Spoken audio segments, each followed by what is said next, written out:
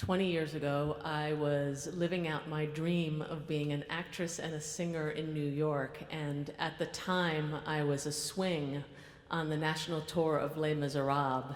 I've actually performed on this stage during that tour. Beautiful theater. And if you don't know what a swing is I understudied all the women, which was awesome. So I was living out my dream when I got a call from my brother Danny letting me know that our father and our brother Alberto had both been, they were both dead. They had both been murdered in our hometown of Miami. My father owned an import and export electronic goods business, and my brother Alberto worked with him and for him. And I didn't know this at the time, but business wasn't going well. So not well that one of them made some sort of shady deal, and that deal went really south. So south that one day some men came into the office and took my father and my brother into the warehouse, and then tied my father's hands behind his back and taped his mouth shut, and then they made him watch as they tortured and murdered his favorite son to death. Alberto was everybody's favorite. If you had met him too, he would have been your favorite too. And then when they were done with that business, they shot and they stabbed my father to death.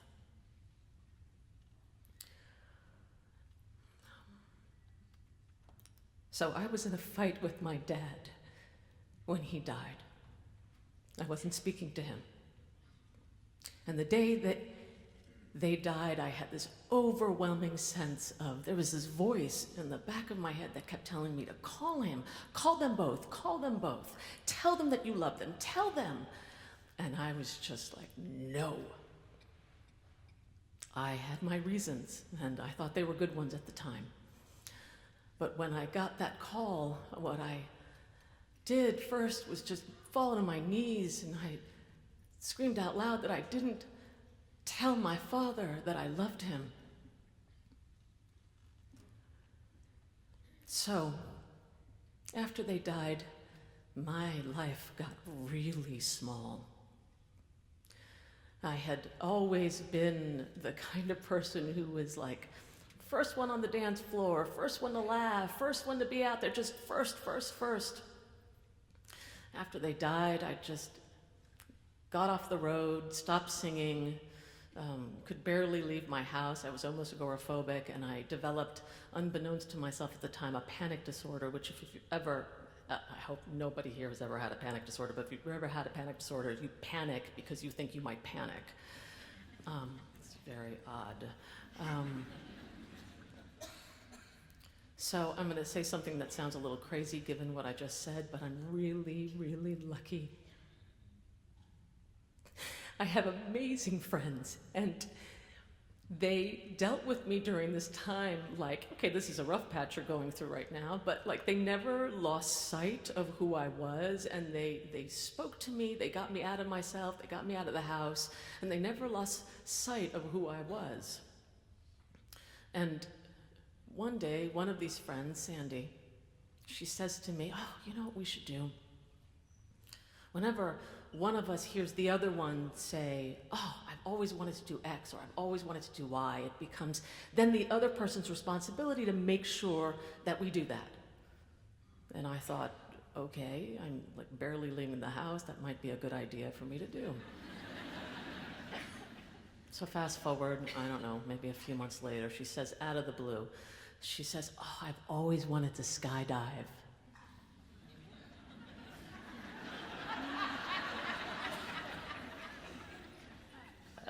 Okay, skydiving.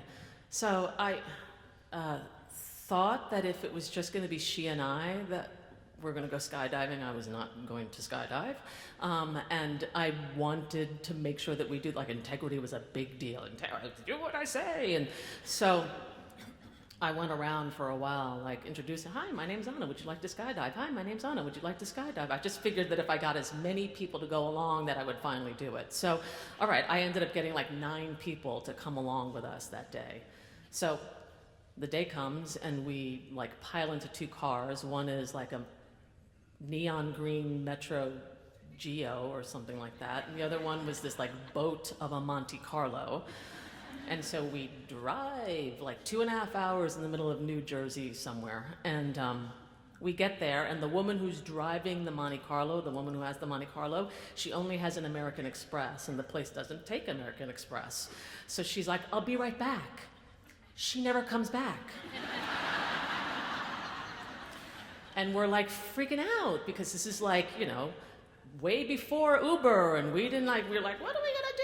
Oh my God, I'm freaking out. We're all like conferring like crazy people, and all of a sudden, like out of the corner of my eye, I see this beautiful man come towards us. He looks like he's 8 feet tall and 800 pounds of pure muscle. He's like this Paul Bunyan man.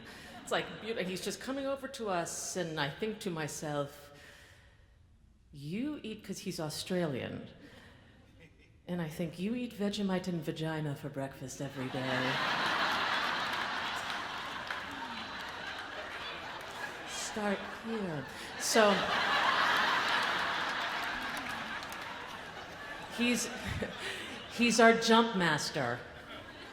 And he gives us this like ridiculous, like, minute, 30-second demo of how to jump from a plane, which is just like, you put your foot, I can't do an Aussie accent, like put your foot here and do this, and then we'll put a shrimp on the Barbie, and then I'll see you up there, that kind of thing.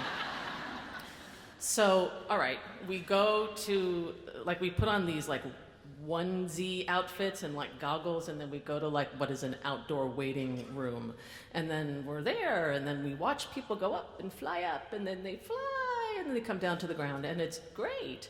And I start to like panic, like I start to be like, freak out a little bit. And the thing that like has me sort of like not run after the woman with the Monte Carlo is that I, like 2 things, is that first of all, everybody's flying up there and jumping, and nobody's dying. And then the other thing is that everybody, people I came with and everybody else, they, like, once they land, they have that look on their face like the wattage of their inner light has been turned up to maximum. You know that look. And I wanted that because I knew I didn't have it anymore. So finally, my name gets called, and I like walk over, only I can't feel my body. I'm just like a floating head walking over to the plane. And we get into the plane, and the plane is this ridiculously small plane. It's literally small enough where my back is to the pilot's seat and my feet are touching the back of the plane. And we're like, oh, it's claustrophobia. So we start to fly up, and I think it's like, I don't know, 2 or 3 miles up, and I'm like, my adrenaline's pumping in my body, and I'm like, you know, have you ever that like adrenaline feeling where you can't hear anything because the blood in your, it's like bomb, bomb, bomb in your head. And I have this really weird response to the adrenaline. I like start to sing maniacally. Les Mis songs.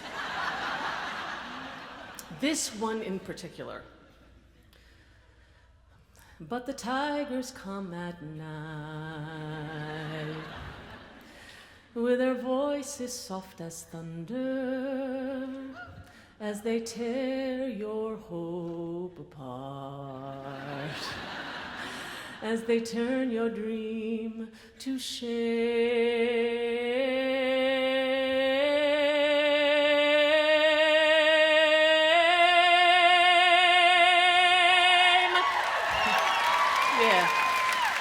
Yeah, it's all fun and games for you now, but I sang that over and over and over again while I was up on the plane like a crazy person. So we get finally up to like the right altitude, which is like 3 miles above the earth. And we get into jump position, which is like doggy style, crouching right before the plane door thing. And he like straps himself into me, and that might have been fun at another time, but I'm about to jump from a plane.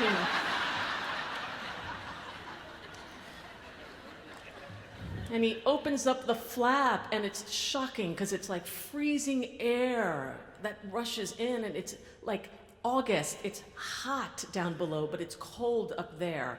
And I like take a peek down at the earth, and I think, I'm not jumping from this fucking plane.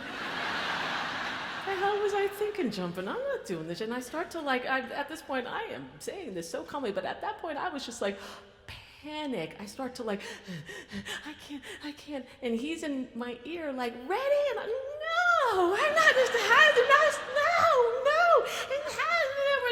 And we're doing this kind of thing, right? And he's just like wrestling with me a little bit. No, he's got like 100 pounds on me. The man is huge, you know? He could have just like grabbed me and like thrown me out of the plane. But he does this amazing thing. Because I'm like, and he does this amazing thing. He just like wraps his arms around me. And he whispers in my ear like a lover. He says, I promise you, I will get you down in one piece, and I swear that you are safe with me. And what he says just like opens me up, and I start to cry, and I'm just like letting go. We're having this beautiful moment together. And I realize in that moment that like the day that my father and my brother both died, I died with them. And then I had a choice in this moment. I had a choice to either continue living the pathetic life that I had started to live since my father and my brother both had died, or I could like jump from this plane with this beautiful Aussie man strapped to my back. And I could live. So I chose to live.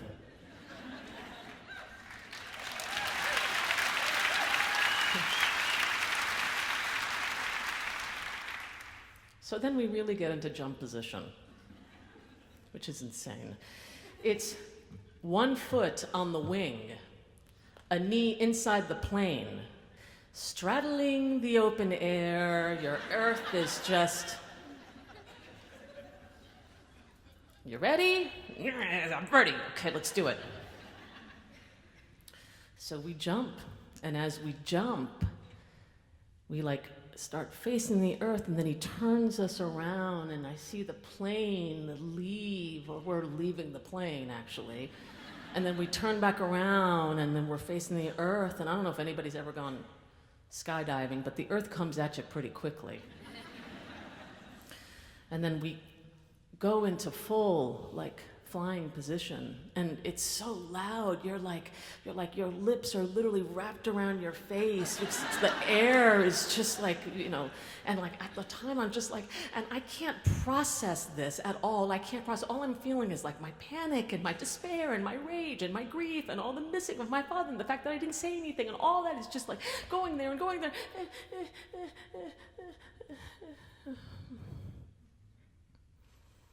And then just like nothing. So then he taps me on the shoulder and tells me to pull the ripcord, and so I pull the ripcord, and the parachute opens up, and it's so loud before, right? And then all of a sudden the parachute opens, and it's just silence. The kind of silence that's like thick. It does not exist here on Earth. So we float down to Earth. He tells me to bring it in, baby, and we bring it in.